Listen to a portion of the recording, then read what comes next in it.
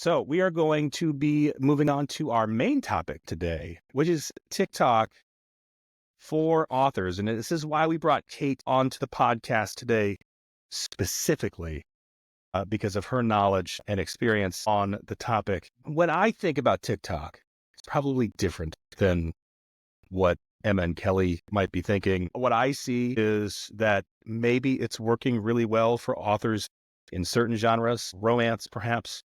I'm a science fiction author. How does TikTok work based on your genre? How do you have to approach it differently depending on your genre? Or is it pretty much where you can kind of do the same sorts of things? And it's just, maybe that's just my perception and that's not actually reality. So this is a complex question with a complex answer, and I'm so sorry for how Good. long this answer is going to No, take. that's totally fine. So one thing I like to tell people is that while I teach you how to use TikTok, I'm not just teaching you how to upload a video to TikTok. It's secretly a marketing course because marketing is my hashtag passion. Yeah. I'm really into data and analytics and marketing psychology, and that sounds really complex, but it doesn't have to be. The biggest thing, and I think that like T. Taylor, when she talks about universal fantasy, Kelly, we were talking about that earlier, how you even have her universal fantasy romance guide on your desk. I do, yep.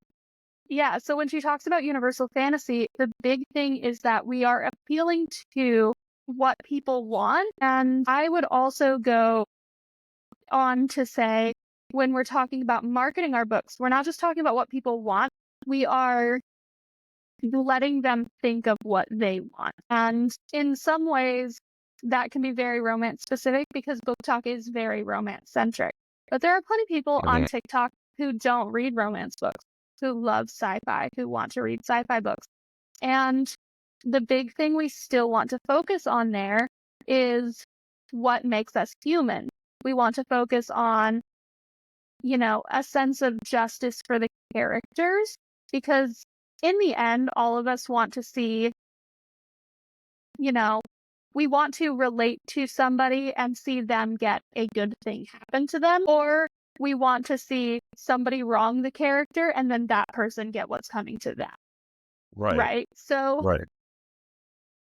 one example is actually I just did a sci-fi book. I pulled hooks for a client for a sci-fi book, and it's not a romance book. There is a minor romance, but it's not really a big romance arc because it's an established couple who has marital issues because the guy is a scientist working on androids. It was a really cool book. But one of the big things in the book was that the main male character was basically being held captive by the temple who purchased the lab where he worked. And so he was being forced to continue his research under duress, under the threat of the fact that his son had been kidnapped and was literally being held hostage and held in a prison cell by this temple that says that they don't do that to the public. They say they don't do that. And he was not able to see his family, and his family was told that he has left the planet. I literally told him that he's left the whole planet, that he's gone to Mars. And so the emotional hook that I used, that is one of, I think, the best ones that I pulled from the book, is it's not the fact that he's trapped here and he's having to do his research on his android. The scene that I pulled is that he is trapped in this lab and it hasn't been allowed to leave. And he gets a very cold, matter-of-fact phone call from a police officer that his mother has drowned. And then his boss contacts him and says, "Sorry for your loss. Let us know if we can help with the funeral. You obviously can't go." And so he's just been absolutely heartlessly crushed, finding out that his mother, who he hasn't spoken to enough, has passed away. We have either lost parents or have the fear of losing a parent or in some way or another. And so people are seeing like, oh my God, this guy loves his mom and she died and he can't do anything about it. He has no control over the situation. He can't even help plan the funeral. And Right. that's the thing that people are going to want justice for him. They want him to burn this lab to the ground, not because he's been trapped there and has to work and because there are androids with human minds in them. They want him to burn it to the ground for his mom. Right. Well, you just saying that made me mad. Just thinking about that, like Yeah. putting myself in their shoes. And I think Yes. And everybody, so, it's very relatable too, to also have like a boss who's like, "Oh, you're sick today, you still have to come to work." Like that's not the same thing, yeah. but people can relate to that aspect of it. Or we've seen so much in, especially in like retail and working in a restaurant positions in the US, where a boss will be like, "Oh, your dad died. Well, can you come in the day after the funeral? Or why are you Yeah, taking 3 days off when the funeral is one day and it's here in town?" very And it's Yeah. relatable. just like that soul crushing helplessness because we have to keep the job to pay the bills. We might not be trapped in the lab by this evil company that owns us, but we feel trapped in a way. And I think everyone can relate to that feeling of feeling trapped and not being able to do anything about it. Right. Well, and then And so trying to we get want, justice, like you want that yes, character to get justice for the things they're putting them through. yes, Yeah. exactly. Although then you were talking about how this is a different genre. I've had a lot of people ask me about, well, what if I write nonfiction? What if I write poetry? What if I write children's books? So with these kinds of things, and I added children's books because even though most of those are fiction, they're stories, we are aiming them at a problem to solve. So if somebody writes Mhm. inspirational guided meditation journals, we're trying to solve someone's problem and we want to focus on helping them with their problem and still fulfilling that fantasy in some way. We're saying, and Right. I use this strategy for marketing myself because obviously I have the course. I also have a few nonfiction books that, like, I have them up on KU. I want people to access my like publishing help stuff as cheaply as possible, where possible.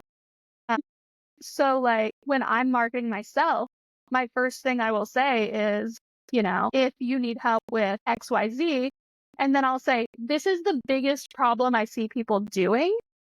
And I say that because people watching this video are going to be like, oh my God, I do that. So if you're writing, a guided meditation journal on how to manifest a romantic relationship, then you might say, the biggest problem that I see women doing when they're trying to manifest a relationship is that they aren't taking care of themselves. They're not dating themselves.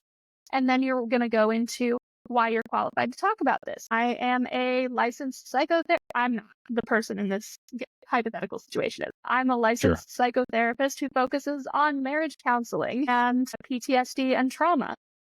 And then you talk about the reason people do this thing. You're going to talk about, we're focusing so much on what can externally fix our problems that we refuse to look at what's inside and what we can do to make ourselves feel better, because the more confident we are as people, the better other people will look at us and the easier it will be to draw a romantic partner. And this might sound like it's not relating to TikTok. I'm a big manifestation girly, but I've been happily married for years. But basically, the thing is, we are solving this person's problem. We're saying, here's a thing that you probably do. And TikTok is really good at sending things to people.